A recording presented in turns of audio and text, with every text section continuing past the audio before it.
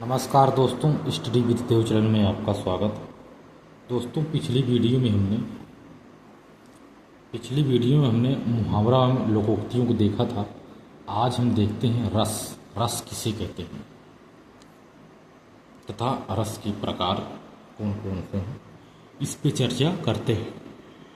तो रस यानी श्रव्य काव्य के पठन, यानी सुनने लायक जो काव्य होता है उसके पठन, उसको पढ़ना। श्रवण एवं दृश्य काव्य के दर्शन तथा श्रवण में जो अलौकिक आनंद प्राप्त होती है, जो आनंद प्राप्त होता है उसी को ही वही काव्य में रस कहलाता है। यानी काव्य में जो पठन, श्रवण, दृश्य, दर्शन आदि जो अलौकिक आनंद प्राप्त होता है काव्य में, उसी को ही रस कहा जाता है। यानी रस का तात्पर्य निचोड़ होता है। जो सभी को निचोड़ के करने के बाद जो अनुभूति प्राप्त होती है अलौकिक, उसी को ही रस कहा जाता है। रस के अवयव यानी अंग देखा जाए तो रस के 4 अंग हैं, भेद हैं: अस्थायी भाव, विभाव, अनुभाव तथा संचारी भाव। संचारी भाव को व्यभिचारी भाव भी कहते हैं। तो सभी रस की कोई न कोई अस्थायी भाव होते हैं। उसके अस्थायी भाव यानी उसका कुछ भाव निकलता है। तो रस के प्रकार पे चर्चा करते हैं तथा उसके अस्थायी भाव पे भी चर्चा करेंगे। तो सबसे पहला है श्रृंगार रस। तो श्रृंगार रस में कहा गया है जहाँ पर नायक तथा नायिका के सौंदर्य का तथा प्रेम संबंधी वर्णन किया जाता है, उसे ही श्रृंगार रस कहते हैं। यानी इसका अस्थायी भाव रत या प्रेम होता है। श्रृंगार रस नायक नायिका के सौंदर्य तथा प्रेम संबंधी वर्णन दिया जाता है। इसके 2 भेद हैं: संयोग श्रृंगार रस, वियोग श्रृंगार रस। संयोग श्रृंगार रस जैसे जहाँ नायक और नायिका का मिलन होता है तथा उसी को ही श्रृंगार रस कहते हैं। दोनों में मिलन होता है, उसी को श्रृंगार रस कहते हैं। जैसे वो संयोग श्रृंगार रस कहते हैं, यानी संयोग की भावना बनती है दोनों में, नायक नायिका का मिलन होता है, दोनों का संयोग होता है, संयोग की अवस्था बनती है, इसे ही संयोग श्रृंगार रस कहते हैं। जैसे बतरस लालच लाल की मुरली धरी लुकाए, सौंह करे भौहनी हंसय, दैन कहें नट जाए। इसका उदाहरण है दोस्तों कि बतरस लालच, बात करने की लालच में मुरली, भगवान श्री कृष्ण की मुरली को गोपियाँ ने चुरा कर रख लेती हैं और भौहें से देखती हुई हंसती हैं और कुछ कहती हुई हैं और शर्माती भी हैं। यानी संयोग श्रृंगार रस है। वियोग श्रृंगार रस जैसे इसे विप्लव श्रृंगार रस कहते हैं, जहाँ नायक और नायिका के वियोग का वर्णन होता है, दोनों लोग एक दूसरे से अलग होते हैं, उसी को ही वियोग श्रृंगार रस कहते हैं। यहाँ वियोग का वर्णन दिया रहता है। जैसे निस दिन बरसत नयन हमारे, यानी हमारे नयन निस दिन बरसते रहते हैं, डेली। निस दिन बरसत नयन हमारे, सदा राहति पावस ऋतु हम पे, जब ते श्याम सिधारे। जब से श्याम आप चले गए हमको छोड़ करके, हम लोग पावस ऋतु की तरह, हम लोग निस दिन हमारे नयन पावस ऋतु की तरह बरस रहे हैं। ये वियोग है।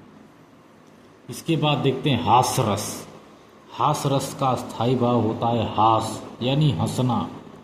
यानी जहाँ पर किसी की वाणी, वेशभूषा, विकृति, आकार को देख करके जो हमें हंसी आती है, हास उत्पन्न होता है, उसी को ही हास रस कहते हैं। जैसे तंबूरा ले मंच पर बैठे प्रेम प्रताप, तंबूरा ले मंच पर बैठे प्रेम प्रताप, साज मिले 15 मिनट घंटा भर आलाप, घंटा भर आलाप राम में मारा गोता, धीरे धीरे खिसक चुके थे सारे श्रोता। इसमें हास की भावना है कि तंबूरा ले मंच पर, यानी वो लेकर के मंच पर बैठा हुआ तंबूरा प्रेम प्रताप मन 15 मिनट के लिए उसे साज सज्जा का मिला था, लेकिन वह घंटा भर वह बैठा रहा।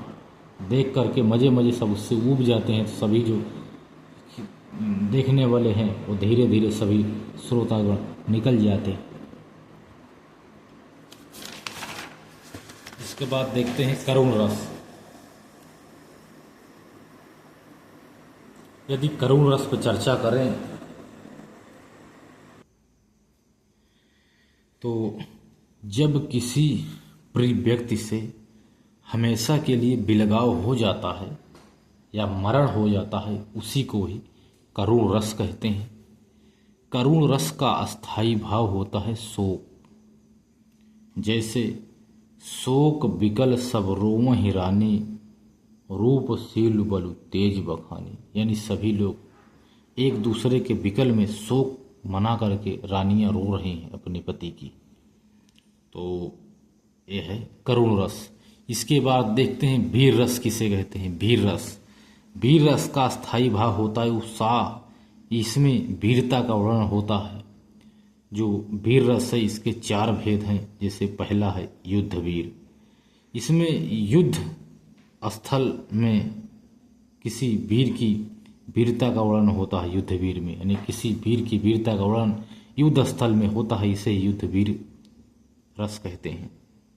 जैसे राणा जी ने सर काट काट करके दे दिया कपाल कपाली को, यानी युद्ध में। इसके बाद दूसरा इसका भेद है दानवीर। कुछ दान प्रदान इसमें किया जाता है, इसमें दान प्रदान की भावना व्यक्त की गई होती है। जैसे मुट्ठी तीसरी भरत ही रुकू रुकू मिनी पकड़ी बाँह, ऐसी तुम्हें कहाँ भाई संपत्ति की अनचाह। जब भगवान श्री कृष्ण ने जब सुदामा को मुट्ठी से चावल खा खा के जब उन्हें वरदान दे रहे थे, तो तीसरी मुट्ठी को पकड़ ली थी रुक्मणी ने, उनकी बाँह को पकड़ लिया। आप तो पूरा दे करके कंगाल हो जा रहे हैं। तो दान की बात है। अब तीसरा है धर्मवीर, जहाँ धर्म निभाने की वीरता का वर्णन होता है, यहाँ धर्मवीर है रस है। जैसे तीय शिरोमणि सीय तजी, जेह पावा की कलु पाई दही है, धर्म धुरंधर बंधु तजो, पुर लोगन की विध बोल रही है। यानी धर्म धुरंधर की बात, इसमें धर्म की भावना व्यक्त की गई, धर्म धुरंधर बंधुओं की। चौथा है दयावीर। इसमें व्यक्ति के दया का वर्णन होता है वीरता पूर्वक। जैसे गीधराज सुनि आरथ वाणी, रघुकुल तिलक नारी पहचानी। इसमें दया की भावना है, यानी गीधराज की बात को सुन करके रघुकुल तिलकधारी राम ने उन्हें पहचान लिया, यानी दया आ गई उनके ऊपर। इसके बाद है रौद्र रस। रौद्र रस का स्थायी भाव क्रोध होता है। जिस वाक्य शब्द में क्रोध का वर्णन किया गया होता है उसे ही रौद्र या रस कहते हैं। इसका स्थायी भाव क्रोध है। जैसे श्री कृष्ण के सुन वचन अर्जुन क्षोभ में जलने लगे, सब सील अपना भूल कर करतल चुगल मलने लगे, यानी युद्ध के लिए तैयार हो गए, क्रोध में आ गए, भगवान श्री कृष्ण की बात को सुनकर क्रोधित हो गए। इसके बाद है भयानक रस। भयानक रस का स्थायी भाव होता है भय, यानी इसमें भय की भावना व्यक्त की गई होती है, एक दूसरे से भय की भावना। जैसे उधर गरजती सिंधु लहरिया, कुटिल काल की जालों सी, चली आ रही फेन उगलती फन फैलाए ब्यालों सी। यानी इसमें भयानक बात है, ये तो अपना फन फैलाए हुई चली आ रही, अब उगलती हुई गरज रही है, हमको निगल जाएगी, मतलब इसमें भयानक रस है। इसके बाद अगला है बीभत्स रस। बीभत्स रस का स्थायी भाव जुगुप्सा या घृणा होता है। जिस शब्द में कोई वस्तु शब्द दिया रहता है वाक्य, तो उसमें घृणा की भावना होती है, घिन आ जाती है, उसी को ही विभस रस कहते हैं। जैसे सिर पर बैठे काग आँख दूर खात निकारत, खींचत जीवहि स्यार अति आनंद उर्धावत। यानी सिर पर कौवा बैठ करके उस दोनों आँख को खोद खोद कर खा रहा है, जीव को खींच करके खा करके आनंद ले रहा है। इसको देख करके जो घृणा यानी घृणा जो उत्पन्न होगी, जुगुप्सा, उसी को ही विभस रस कहते हैं। अद्भुत रस जैसे इसका अस्थायी भाव विस्मय होता, आश्चर्य होता। इसमें किसी शब्द भाव को देखकर आश्चर्य की भावना व्यक्त किया गया है, विस्मय हो जाता, आश्चर्य हो जाता है, इसी को ही अद्भुत रस कहते हैं। जैसे अखिल भुवन चर अचर सब, हर मुख में लखी मात, चकित भई गदगद वचन, विकसित दीर्घ बुलकात। यानी इसमें चकित हो जाते हैं, किसी गदगद हुए वचन से सुन करके चकित हो जाते हैं। अगला है शांत रस। शांत रस का स्थायी भाव निर्वेद। जैसे मन रे तू कागद का पुतला, लागे बूंद विनस जाए घिन में, गर्व करे क्या इतना, मन रे तू कागद का पुतला। शांत स्वभाव है इसका। हे मन, तू तो कागज का पुतला है।